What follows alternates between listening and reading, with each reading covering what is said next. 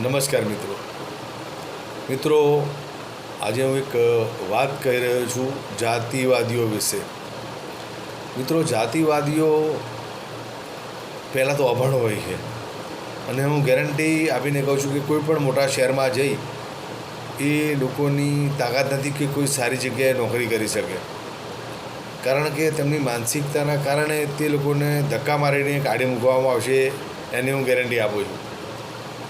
નાના ગામડાઓમાં અમુક લોકોનું શોષણ તમે કરી શકો છો, કારણ કે ત્યાં પબ્લિક સીમિત હોય છે, પરંતુ મોટા શહેરોમાં તો દરેક લોકો દરેક કંપનીઓ સંસ્થાઓ સાથે જોડાયેલા હોય છે અને એકબીજા વગર ચાલતું નથી, કારણ કે દરેકને પોતાના જે હુનર હોય છે, પોતાનું કોઈ પણ જે સ્કિલ હોય છે એની પર નોકરી ધંધો મળતો હોય છે.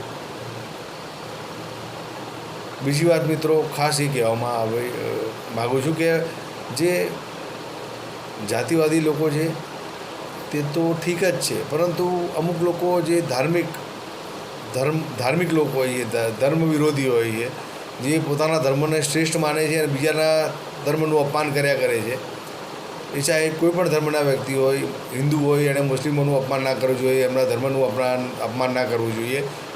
એને હું વિરોધ કરું છું એ બાબતનો. જો કોઈ ધર્મનો વિરોધ કરતા હોય તો એ રીતે હિન્દુઓએ પણ કે બીજા કોઈ બી ધર્મના લોકોએ બીજાના ધર્મનું અપમાન કે ખરાબ વર્તન ના કરવું જોઈએ તેમના વિરુદ્ધ. પણ તમે અમુક દાખલો જુઓ, જે લોકો પોતાની જાતને સવર્ણ લોકો સમજી રહ્યા છે, એ લોકો કોઈ પણ નાના ગામમાં દલિતો ઉપર અત્યાચાર કરે છે અને તેમને વિવિધ રીતે હેરાન કરવામાં આવે છે. જેવી રીતે કે મૂછો નહીં રાખવાની, તમે હાથમાં ગળું ના પહેરી શકો, લગ્નમાં ઘોડી પર ના બેસી શકો, તમે એમના રસ્તા પરથી નીકળી ના શકો, તેમના કૂવાથી પાણી ના પી શકો. આવા જાતિવાદીઓની વાત કરું છું. જે દલિતો આ જાતિવાદી પોતાની જાતને જે હિન્દુ સમજે છે, તેમના ભગવાનની પૂજા કરે છે, તેમના માતાજીની પૂજા કરે છે, તેઓના મંદિરે જાય છે અને હિન્દુ ધર્મમાં આવતા દરેક જે કામો હોય છે તેનું પાલન કરતા હોય છે, છતાં પણ આ લોકો તેમનો વિરોધ કરી તેમને પજવતા હોય છે. જ્યારે બીજી બાજુ તમે જુઓ, એક હાસ્ય કોમેડી વ્યક્તિ છે, કોમેડિયન, એનું નામ છે મુનાવર ફારૂકી. મુનાવર ફારૂકીએ ભગવાન અને માતાજી ઉપર ગંદા કોમેન્ટ અને જોક્સો કહીને હિન્દુ ધર્મનું અપમાન કર્યું હતું. એ સમયે બહુ હલ્લો મચ્યો હતો અને ઘણા લોકોએ વિરોધ પણ કર્યો હતો. પણ પછી શું થયું મિત્રો? પછી જે પોતાની જાતને જ હિન્દુવાદી કહેતા હોય છે, જેમ કે કંગના રણાવત, તેમણે તેને પોતાના શો લોકઅપમાં બોલાવ્યો અને એને વિનર જાહેર કર્યો. અત્યારે એમેઝોન ઉપર એની એક વેબ સિરીઝ આવી રહી છે, ફર્સ્ટ કટ કેવું કંઈક નામ છે એનું, હવે ફર્સ્ટ કોપી નામ છે.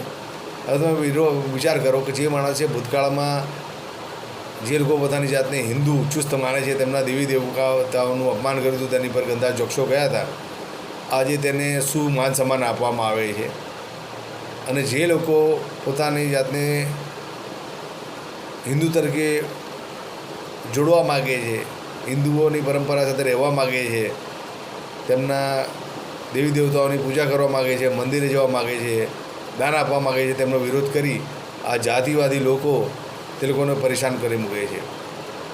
મિત્રો વિચારો, આ કઈ બાજુ આપણો દેશ જઈ રહ્યો છે?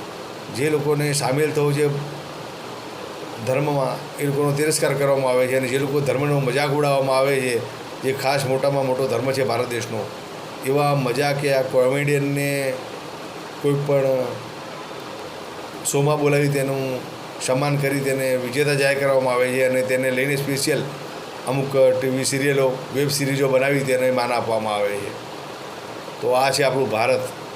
અને જાતિવાદીઓ, આ વસ્તુ ધ્યાનમાં રાખો કે તમે બહુ હોશિયારી ભલે અત્યારે કરતા હોય, પણ થોડા વર્ષોમાં આ જે તમે જેને દલિતને SC ST કહો છો ને, તે હિન્દુ ધર્મ છોડીને બૌદ્ધ ધર્મમાં જઈ રહ્યા છે. તેના કારણે યાદ રાખજો, અમુક વર્ષો, હાલ તો નહીં પણ અમુક વર્ષો પછી તમે લઘુમતીમાં આવી જશો અને પછી હિન્દુ ધર્મ લઘુમતીમાં આવશે, પછી તમને ખબર પડશે કે શું પરિસ્થિતિ હતી. અત્યારે તો લોકો પોતાના નામ પાછળ જ્ઞાતિમાં હિન્દુ, જે જ્ઞાતિ પાછળ આવતી હોય કે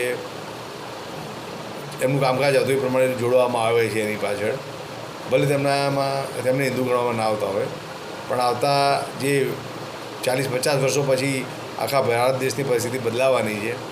કારણ કે આ જાતિવાદી લોકોના ત્રાસના કારણે દલિતો SC ST લોકો ધર્મ પરિવર્તન કરી બીજા ધર્મમાં જતા રહેશે. પછી ખબર પડશે કે હિન્દુઓની વસ્તી કેટલી છે અને તેમને જે પજવ્યા હતા ભૂતકાળમાં તેના કારણે અત્યારે જે જાતિવાદીઓને કેટલું વેઠવાનું આવશે એ ભવિષ્યમાં જ ખબર પડશે.